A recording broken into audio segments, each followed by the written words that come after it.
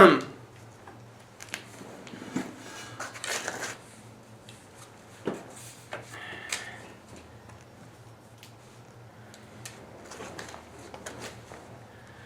is up, everybody? As promised, I am currently sitting out here in the garage. It's a nice winter day. It's cold outside.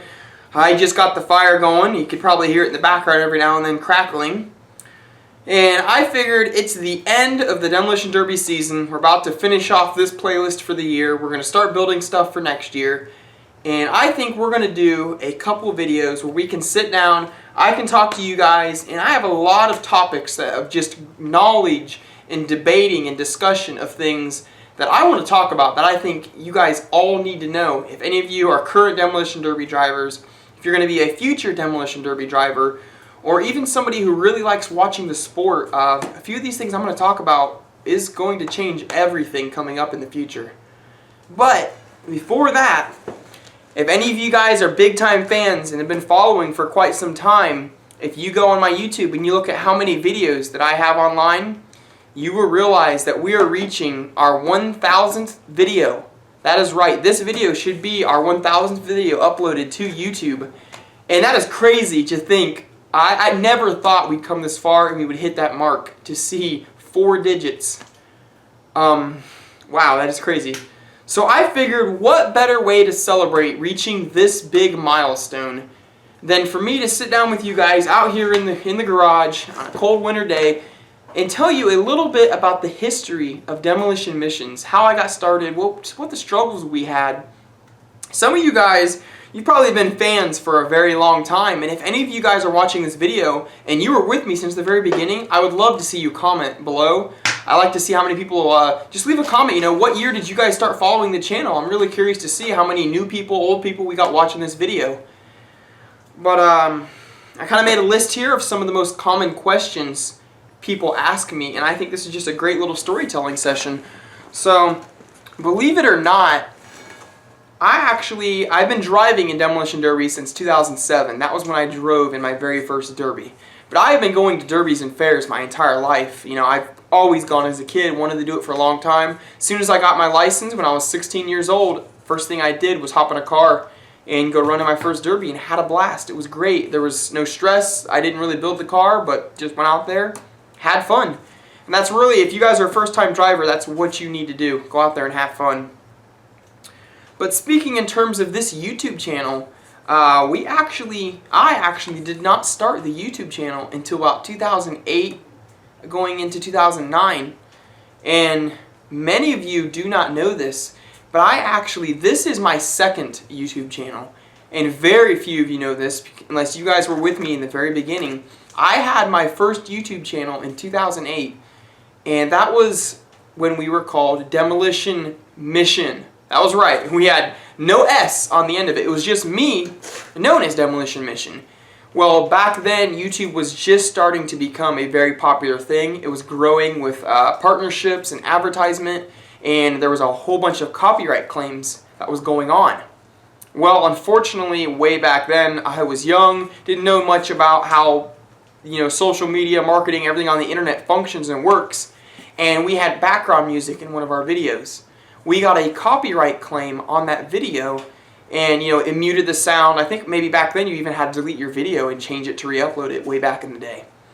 Well, many people don't realize is way back then on YouTube, if you got a copyright strike on your YouTube channel, it was marked permanently on your channel. It would not go away. It was like, you know, it was like getting a drunk driving thing. It goes on your history for so many years, and that happens.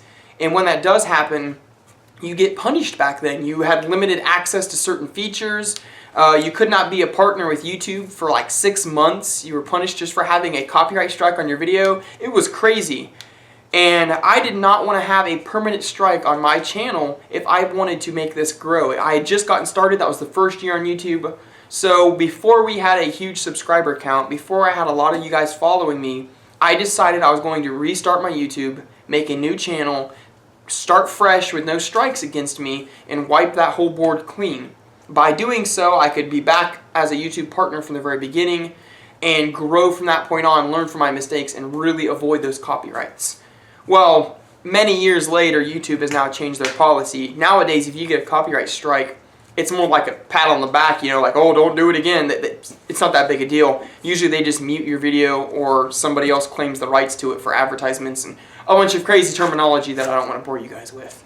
So, in 2009, if you guys go and look on my YouTube About Me page, in December of 2009, that is when Demolition Missions with an S was born.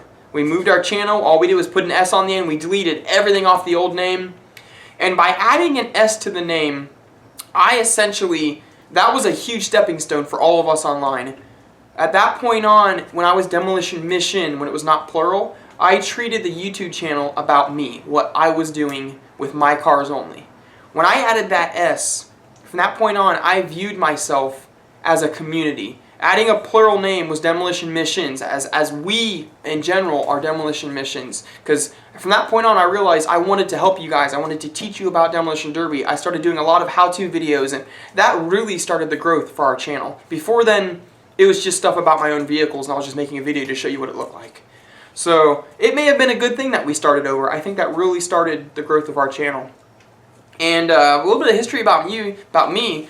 Before I had my YouTube channel, that was obviously in 2007 when I ran my first Derby. That was before I had a YouTube channel.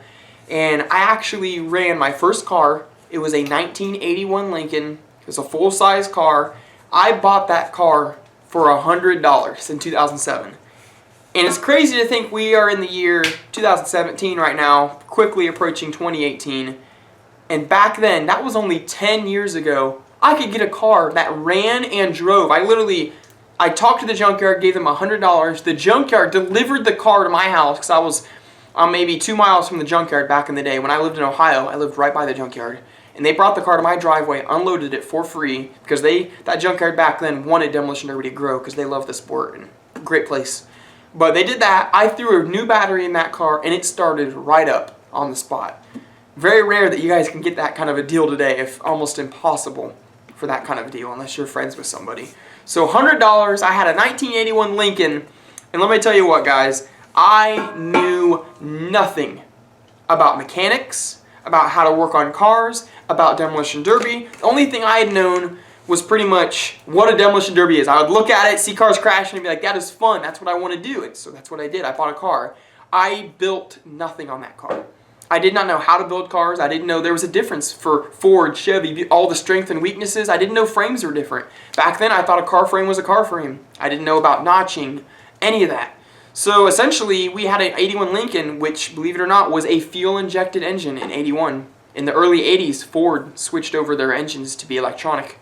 So that car had every single sensor, every wire under the hood, everything. Nothing was moved, relocated, and I just closed the hood, called it a day. I think we busted the windows out of that car. Really didn't do much at all. Believe it or not, guys, a lot of you guys that are new, you guys are building cars, and I get this question asked all the time. What are some good tools to buy for my first car, to build a car? What should you do? When I built my very first car, I only had 5 tools that I built that entire car with. And even my second car, the green Lincoln, the second car I bought, I built that car with 5 tools. Until I finally started, I had a job, I got some money, Christmas gifts were coming in, and I slowly stockpiled the tools, and everything that I have now was all gained over time. Nothing happens overnight. And I even wrote down my list here just because I remember those tools and the struggles I had long ago. The 5 tools that I had to build a Demolition Derby car, I had 2 screwdrivers, a Phillips, I had a plus and I had a minus screwdriver. That's pretty much it, just to do what I could. One size of screwdriver. I had a hammer / axe combo. One end was the flat head of a hammer, had no claws on the back. The back of it was a hatchet. And I used the heck out of that axe. That's what I used to cut everything, smash stuff out of the car. I was just axing the crap out of it. Really crazy and funny back then. I had a utility knife. That was the only cutting blade I had besides my axe to cut anything out of the car. If I needed to cut wires, cut plastic, utility knife. If I had to twist wires together and strip the ends, I did not have a wire crimper, a wire stripper, anything like that. If I had to do it, what I would do is use my utility knife and cut the wire into 2 pieces, hold the piece out, and I would essentially skin the wire like you would if you guys go hunting and you skin a rabbit or something. I skinned the plastic rubber coating off the wiring on every side until I had the copper wire sticking out. Then I would twist them together. I mean, it's just what you got to work with back then. It was really crazy. The windows, I busted them out with the axe and the hammer and used the utility knife to cut the rubber seal. It took me forever to do, a couple days I think back then, just to get a windshield out. Because I knew no idea what I was doing. It's really funny. And the fifth thing I had, and probably the most important tool I ever had, was a channel lock. And that tool, ever since having that in my first car, I've loved channel locks. I've used them still today, all the time on my car. And I mean, they're adjustable. They're basically, you know, a wrench, but you have different channels you can groove it into to clamp onto bolts. They're super helpful. If you guys don't have one, I suggest buying one because of the so many purposes you can do with them.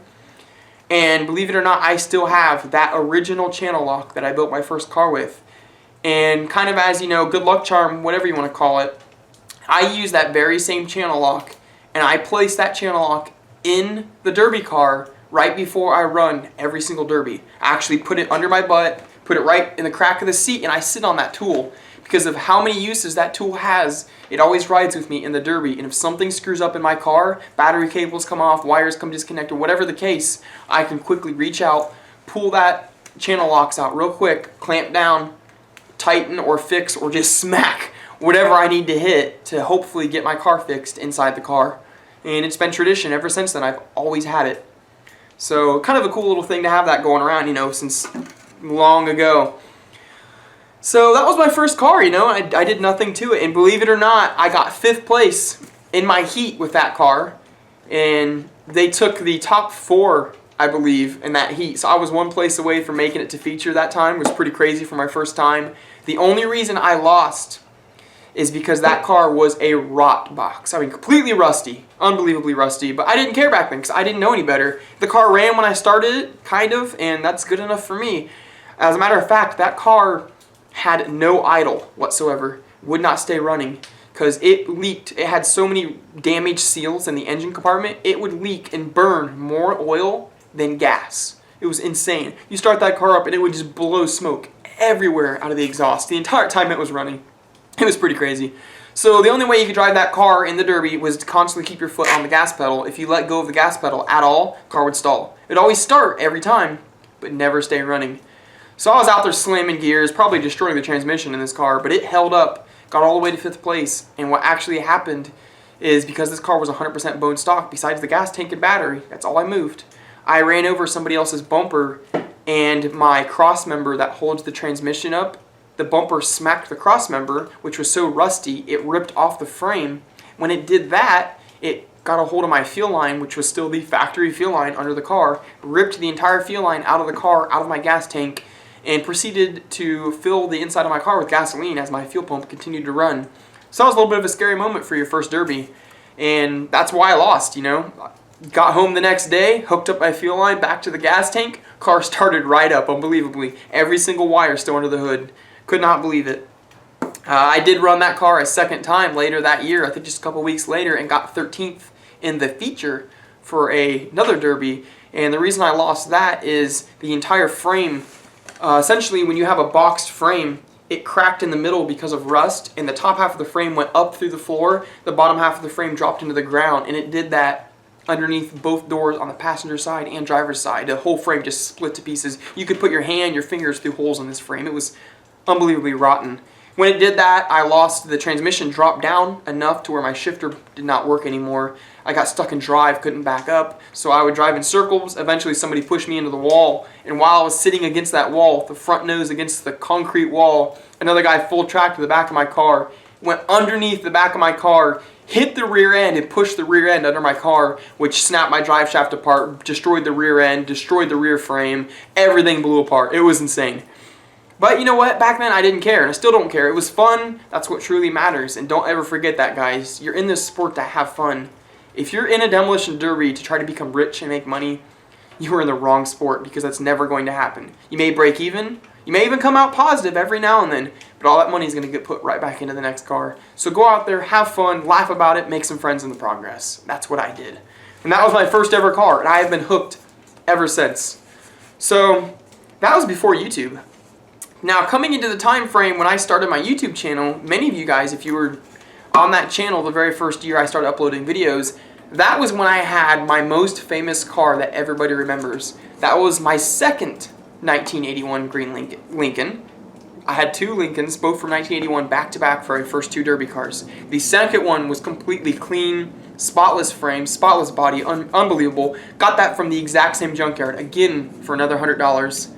And when I got that car, this is how, back in my day, this is how, you know, old person speaking their stories, this is how we would go find cars in a junkyard. We would go to this junkyard on like a Saturday morning, we'd bring a full 5 gallon of gas, and a brand new freshly charged battery. That's all we brought with us. And we would tell the owner, hey, we're looking for a Derby car, and he'd wave his hand, tell us to go in, and we would just walk from car to car, hooking a battery up, dumping a little bit of gas straight down the top of the engine, and just turning the key and see if the car would start. And you wouldn't believe how many cars would start in the junkyard that have been sitting there for years. Those old cars, they can take a beating, just sit and keep on running. It was crazy. Not that lucky anymore with modern cars and the electronics that are in them. Well, believe it or not, we did find another 81 Lincoln, which turned out to be my mean green 1981 Lincoln that's famous across YouTube. And that's how we bought it from the junkyard. We went there, we added the battery to it, turned the key, and it fired right up in the junkyard. So we knew, we're like, this is the one we want. We already ran this car the year before. We know all about them. We had good luck with it. You know, this one isn't rusty like the first one. So we were excited, and that's what we wanted. So we bought that car, brought it home. Again, it started up, ran and drove, and it was actually a really good car. The only reason it was in the junkyard is I think it looked like a tree branch or a telephone pole or something had fallen on the car and fell across the trunk. And actually, by doing so, it creased my quarter panels side to side on my car across the top of the trunk, and actually helped the trunk of that car fold up and pack into the back. That I didn't even know back then, but it secretly helped me, so it's kind of cool. So that was my famous green Lincoln that ended up running 5 runs on that car as a stock, bone stock full size. That car we actually did move some wiring on because we learned a little bit every year as time went on. We started buying more tools. We did a little bit more to it. So it was really cool. I really enjoyed that. But that was the car you guys see on my YouTube channel, my green Lincoln. And by the way, if you go on my YouTube videos, go to my videos, you know, after this video, go to my oldest video, one of my first uploaded videos. Of course, it was uploaded in 2009 when I made this YouTube, but it actually has videos of my Demolition Derby car from 2007. It was a flame paint job, super rotten and rusty, and they're really crappy quality videos. They're like maybe 30 seconds to a minute because I filmed them with a digital camera. Didn't even have a video camera back then. And you can see the very first car I ever ran and how nasty that thing was before and aftermath. It's pretty cool. So check those videos out if you guys are curious on my first ever car and what it looked like. It's kind of neat. See how much we've changed over the years. So I guess that's my history of how I got into the sport of Demolition Derby, but how did this YouTube channel grow and how did it become so big? It's awesome now. Like I said, we've now hit our 1,000th video.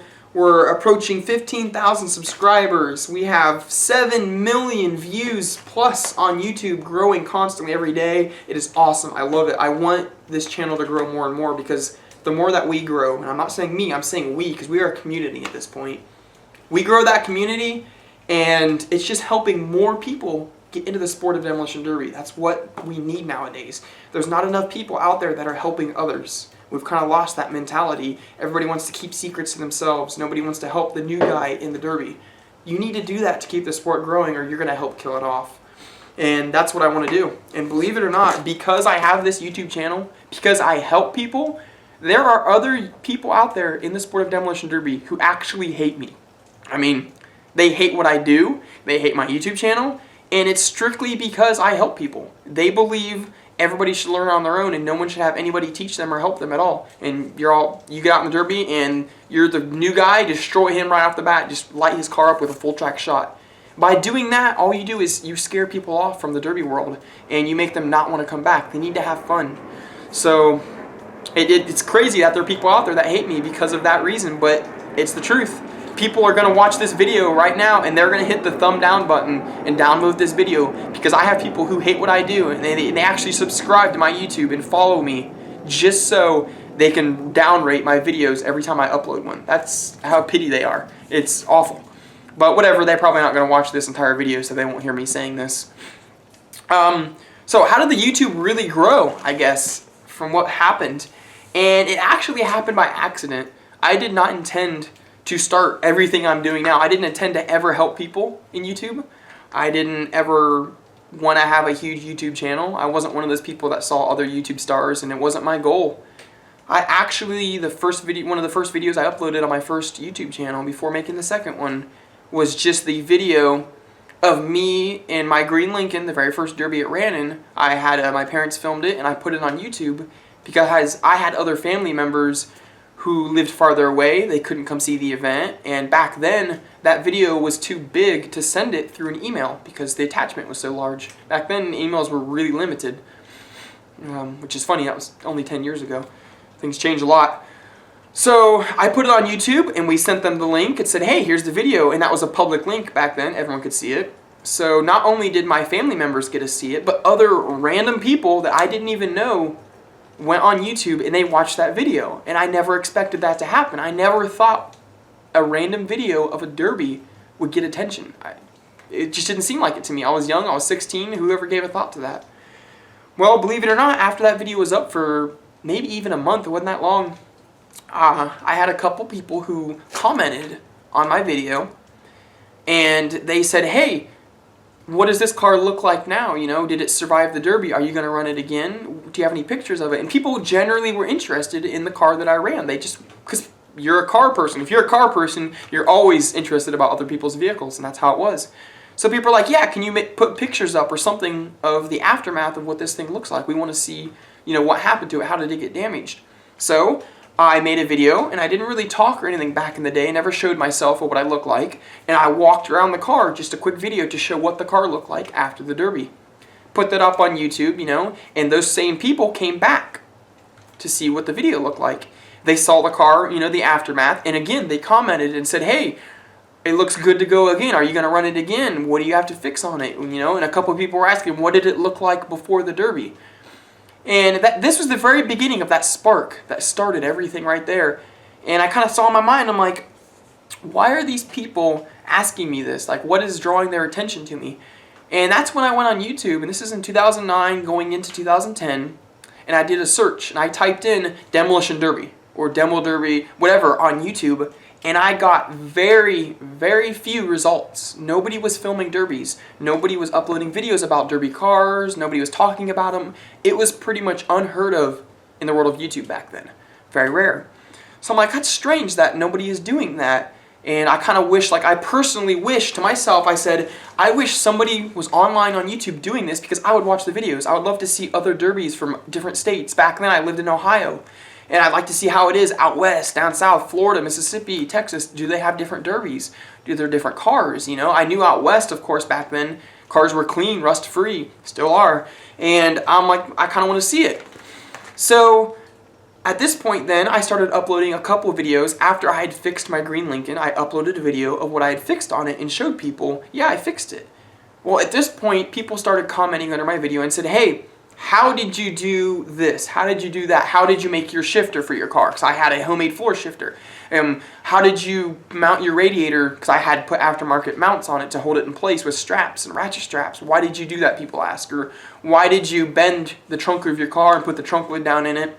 Because other people, at this point, other people had never seen it. It was new to them, so they were asking me, why did you do this?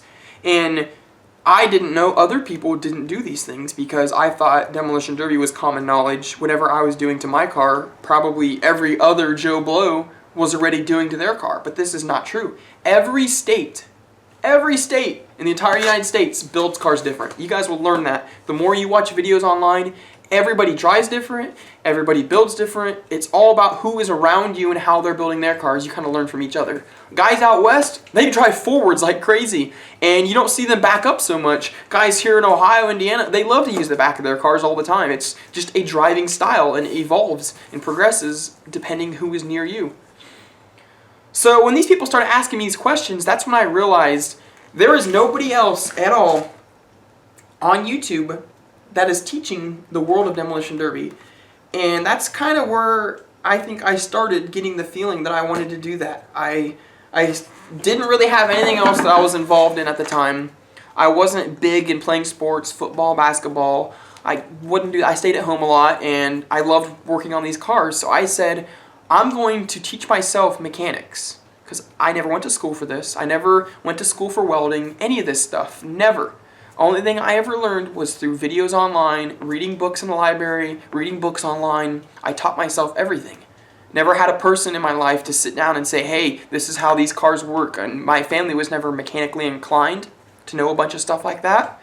So it was all just self-taught. And I said, I'm going to make videos learning this stuff and showing my cars as I do it. And maybe as I teach myself, others can learn along with me. And maybe that, why not? Like, I thought I'd give it a try. And I did not expect it to grow. I figured just there's a group of maybe 20, 30 people who are watching my videos, and I figured I'd join them and we could all be a little community of 30 people, and that's it. Well, after doing that for maybe 4 or 5 months, building my car and building up to the point of running my green Lincoln for the second time, I started getting more subscribers. As it got closer to the Demolition Derby, people started following me. Everybody wanted to know how this car was doing. And by this point, I think I was hitting close to 100 people. And hitting 100 subscribers, if you guys are new to YouTube, that is a huge mark. It's like, wow, there are 100 people randomly in the world that actually care about what I'm doing. And it's crazy. People you've never met, but you talk to on a regular basis. And that's where it all kind of spiraled and just blew up from that point on. I started making more videos. And people would say, hey, make a video on this topic, how to do this, how to do that. So what I would do is I would go online, I would read, I would research, I would study, I would interview other derby people. I would go to their house and talk to them, meet with them. I traveled a lot and talked to people. I went to other derbies. I would walk around in the pits. This is before I made videos in the pits. But I would go around in the pits, and I would just walk up to people and say, hey, what kind of car is this? You know, how long have you been doing it? Can you think cool about it? And I would learn. Other people, I found out others were willing to talk to you if they were friendly enough and you could learn from them. And I gathered all of that knowledge, brought it back home with me, and I started putting that knowledge into my videos just to teach people around the world. And people loved it. They ate it up. And that's how we've grown ever since then. Boom. And now you see 15,000 subscribers. It's fantastic. I love it. I've been doing this, so many years that it's part of my life now, and I don't plan on stopping doing this for you guys. As long as we have a YouTube, as long as we have Demolition Derbies, I'm going to keep making videos. I want to keep teaching you. Anytime I learn something new, I want to teach you how to do it, what to do. Some things are really hard to show on camera. I try my best to videotape them. Other things are easier to show in person. Anybody who has ever met me at a derby, I always love to talk to you, love to hear your stories, love to see your cars. And I try to teach you a little bit, even if I'm in the pits. If I see your car, I've never tried to intentionally be mean to people and say your car is crap or trash. Sometimes it may come off bad if I'm telling you this is really weak, this is going to break. But I'm doing it in a good way to teach you. You may want to focus on this part of your car more next time, or this is probably going to break in the derby, or stuff like that. And I think it really helps a lot of you guys, and I really love to meet you in person. It's pretty cool. So if you guys see me at a derby walking around in the pits, come up, say hi to me. Don't be shy. It's cool. Invite me over to your car. Let me see it. Ask me questions like, hey, do you think this will work? Have you seen something done like this? A lot of times you guys show me new things I've never even heard of, because there's so much knowledge in the world of Demolition Derby that is saved in people's minds. You can never stop learning for this. There's always a new trick to learn. Every time a new car comes out, a new make and model, that's a whole new book of Demolition Derby you get to learn. But yeah, that's pretty much how we've grown and gotten big. And since then, I've ran more derbies. I started in full size, and I was in Ohio 4 years ago. I graduated from college, and I moved to Indiana, which is where I live now, central Indiana, outside of Indianapolis, out in the country. And a lot of you guys, I think some of you guys still think I live in Ohio, which is funny because it's been 4 years, and time goes fast. A lot of you guys don't realize I live in Indiana now because my original videos were from Ohio, which a lot of people saw and kind of got that mindset. But yeah, I do live in Indiana, and I graduated from college. A lot of you guys, another very common question. I graduated from college, went to college for 4 years, 4-year degree, bachelor's degree, and I got that degree in 3D design, computer animation, and computer design. Which is funny because I'm a guy who does mechanics and car stuff, but believe it or not, I work in an office, I work on computers, I design a lot of stuff, I work for an engineering company, and I travel sometimes out of state doing projects for our company. So it's really cool to have that separate life with work and computers, and I can come to your home and do YouTube and do cars and live a whole nother life. So I don't care what job you guys have, anybody could be a Demolition Derby driver. You could be a doctor, a lawyer, you could be a car mechanic, you could be somebody who does the simplest things. You could be a delivery guy. It does not matter. You can do this sport and you can be good at it if you take the time to learn. That's all it takes. You don't have to be athletic. Look at me. I'm not buff. I'm not built. It's just how much time you spend on your car and all the little things you pay attention to will make you who you are and how you drive a car. It's really neat. So since starting, you guys have watched me in this progress, not only on YouTube, but if you watch me grow in all of our personal real life struggles of making everything happen with these cars. When I started, I was building cars in my backyard. Never had a building for it. I tarped my car out of the rain. Had a tarp every time I would pull off and build my car. My first 2 cars actually built outside, nothing to cover them. After that, we moved to one of our grandparents' barn, which if you go in my videos and look up when we first built my 1976 Thunderbird, when we first got that car, we pulled the body off the frame. That was in my grandparents' barn. They had a farm, which is about 20 minutes from my house in Ohio back then, and we would drive out there on the weekends, me and my friends, and we'd work on it out in their barn. We were there for probably half a year, and that's when we moved to the old shop, as we call it, which we were at for several years, and that was in Indiana, actually, on the border of Ohio, which was my other grandparents. They had a farm as well. I had a lot of farming around me. And we worked out of that 2-car garage for a long time. And you remember those videos, we had cars outside of the garage and kind of made it our home for a couple years. It was pretty cool. There was actually an abandoned house on that property when I first moved out there. And the reason I inherited the property to use as a shop is because it was a drug bust. The people who lived there were renting from my grandparents, renting the house and the property, got busted for drugs. The police condemned the house. It could no longer be livable unless it had this huge investigation and cleaning and all kinds of crazy expensive things had to happen. The house was pretty rough to begin with. It was 1800s Victorian house with cracks and caving in ceilings. I actually have a video on YouTube. If you guys search deep enough, I have a video giving you all a tour of the inside of that Victorian house and all of it caving in and how nasty it looked. And it still had electric back then, which is weird for a nasty house. And I had a video on it, and then a month later, after that video, they bulldozed that entire house down, tore it down, burned it up, and it was gone. And we had that shop for a couple years. Once I graduated college, we packed everything up from that shop, loaded it all up, and I moved to Indiana. And that's where we've been ever since, living out here. And just last year and this year combined, I finally completed my goal of building my own pole barn, which will officially, when we finish it, taking a while, doing a lot by hand. When I finish it, it will be the Demolition Missions Derby shop, and we are going to set it up nice. We're going to make it good for videos, and I intend to teach you guys even more when that shop is complete, and it's going to be much easier for me to film. Whew, that was a mouthful. I think I've covered about everything with the history of this. I took some notes of everything here, and that takes us to present time, guys, where we are now. And we're just going to keep growing from this. I have a lot of other goals, I guess is the correct word, of things that I want to do after I finish my shop, of things I want to build, things I want to purchase, other areas and places of things I want to do. And I don't want to give that away right now. I don't want to talk about it in case it doesn't happen or fails to happen. But let it be known, I'm young. I'm only 27 years old. I have a lot of time ahead of me, guys, and we are going to only grow bigger. I have big things planned for the World of Demolition Derby. I just need to get the right people involved, and that's all I can really say. So just stay tuned for more stuff. That is the total recap of Demolition Missions from when I started running stock full size. It evolved into limited weld. It evolved into mods. By the time I was leaving Ohio, I was running full-size mod cars. I moved from Ohio to Indiana. I saw that derbies were changing. I realized compacts were the future. I sold everything I had.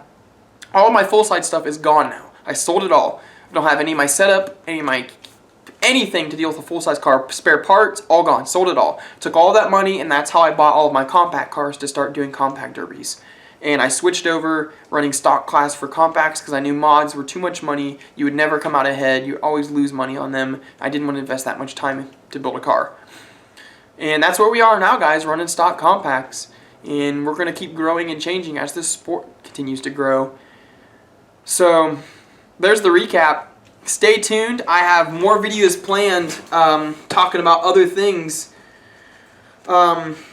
I think I'm going to make a video to teach you guys how to find and how to buy Demolition Derby cars, because that has changed a lot over the years of how you find them. You can't just drive around nowadays and look for cars sitting in people's yards and you sure enough can't drive to a junkyard and just buy a car out of the junkyard. Half of them won't even sell a car anymore, if not more. So I'm going to make a video on that probably coming up. I'm going to make a video talking about the future of Demolition Derby. We're going to talk about wheelbase rules and limits and why the hell are we even running wheelbase derbies anymore, I don't know. So stay tuned on that. I got a whole big debate for that.